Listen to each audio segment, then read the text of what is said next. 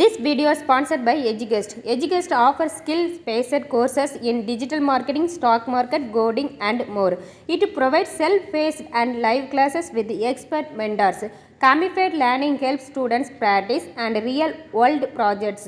Courses are available in both Tamil and English. Get certificate and boost your career with affordable combo offers.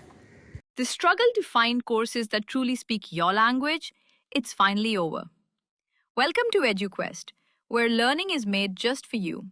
At EduQuest, we bring you a wide range of online courses, from career building programs to skill boosting masterclasses, all in your regional language. Because we believe language should never be a barrier to success. Our courses are tailor made after understanding what today's learners really need. So why wait? Start learning the smarter, simpler way only with EduQuest. Visit eduquest.courses and explore your next course today. And hey, don't miss out on our exciting offers and promotions. Welcome to my channel. Today வீடியோவில் நம்ம என்ன பார்க்க போகிறோம்னா, நம்ம வீட்டில் தோசை மாவோ இட்லி மாவோ இல்லாத நேரத்தில் ரொம்ப ஈஸியாக சிம்பிளாக செய்யக்கூடிய இன்ஸ்டன்ட் தோசை தான் ரெடி பண்ண போகிறோம். வாங்க வீடியோக்குள்ளே போகலாம். இப்போ நான் ஒரு மிக்ஸி ஜாரில் வந்து 2 தக்காளி எடுத்துருக்கேன். பெரிய தக்காளினால 2 எடுத்துருக்கேன். சின்ன தக்காளியாக இருந்தால் 3 எடுத்துடுங்க. அப்புறம் 3 வரமிளகாய், காரம் அதிகமாக வேணும் அப்படிங்கிறவங்க 4 வரமிளகாய் எடுத்துக்கலாம். அப்புறம் ஒரு சின்ன துண்டு இஞ்சி. இதை நல்லா இப்போ வந்து நம்ம ஃபைன் பேஸ்ட்டாக அரைச்சி எடுத்துகிட்டு வந்துடலாம். இந்த மாதிரி அரைச்சி எடுத்துடுங்க. இதில் வந்து 1 கப் ரவை ஆட் பண்ணுங்கள். நீங்கள் எந்த கப்பில் ரவை எடுக்கிறீங்களோ அதே கப்பில் வந்து கால் கப் வந்து கோதுமை மாவு எடுத்துக்கிடுங்க. 1/4 கப் கோதுமை மாவு. சால்ட் ஆட் பண்ணுங்க. சால்ட் ஆட் பண்ணிவிட்டு 1/2 கப் தண்ணி சேர்த்து நல்லா அரைச்சி எடுத்துக்கிடுங்க. தோசை மாவு பதத்துக்கு நீங்கள் அரைச்சி எடுத்துக்கிடுங்க.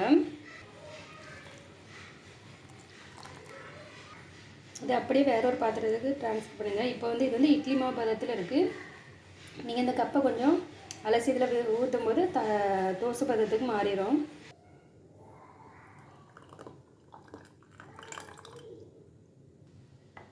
இந்த மாதிரி கன்ஸ்டன்ட்க்கு ரெடி பண்ணி வச்சுக்கிடுங்க. ரவை இதை அப்படியே ஒரு 10 நிமிஷம் மூடி வச்சுக்கிடுங்க. 10 நிமிஷம் அப்படியே மூடி வச்சுடுங்க. ரவையெல்லாம் ஊறி எனக்கு கொஞ்சம் கட்டியாக தான் ஆகும். அப்போ தண்ணி தேவைப்பட்டால் தண்ணி ஆட் பண்ணிவிடுங்க. நம்ம இப்போ இதுக்கு தேவையான சட்னியை ரெடி பண்ணிடலாம். சட்னிக்கு வந்து நான் 2 மிளகாய் எடுத்து அதை வந்து எண்ணெயில் லைட்டாக வாட்டி எடுக்க போகிறேன். மிளகாய் எண்ணெயில் வதக்கும் போது வந்து லைட்டாக கீறிட்டு வதக்குங்க, இல்லைன்னா வந்து அது வந்து வெடிக்கும். இந்த மாதிரி லைட்டாக வதங்கினாலே போதும். இப்போ ஒரு மிக்ஸி ஜாரில் வந்து ஒரு 1/2 கப் தேங்காய் எடுத்திருக்கேன்.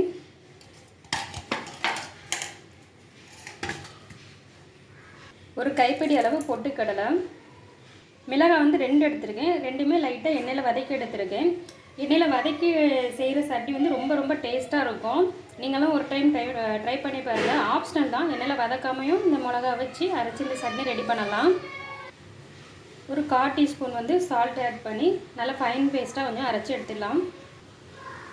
சட்னிக்கு இப்போ அரைச்சி எடுத்தாச்சு. இந்த மாதிரி அரைச்சி எடுத்துவிடுங்க. இப்போ வந்து நம்ம தாளிப்பு ரெடி பண்ணலாம்.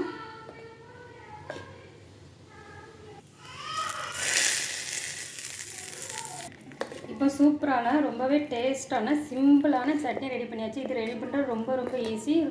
சீக்கிரமே ரெடி பண்ணலாம். இனி நெக்ஸ்ட்டு வந்து தோசையை வந்து ரெடி பண்ணி எடுத்துடலாம். மாவு ரெடி பண்ணி வச்சு ஒரு 10 நிமிஷம் ஆயாச்சு. இனி நம்ம வந்து தோசையை சுட்டு எடுத்துக்கலாம். தோசைகள் நல்லா சூடானோடனே எண்ணெய் நல்லா தடவுங்க. மாவை நல்லா மெலிசாக இந்த மாதிரி மாவை நல்லா மெலிசாக வறுத்து எடுத்துடுங்க. இப்போ வந்து எண்ணெய் கொஞ்சம் லைட்டாக எண்ணெய் ஆட் பண்ணணும், ஆட் பண்ணிக்கலாம்.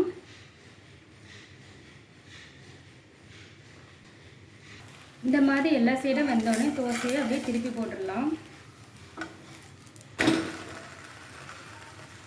இப்போ சூப்பரான முருகலான தோசை ரெடி.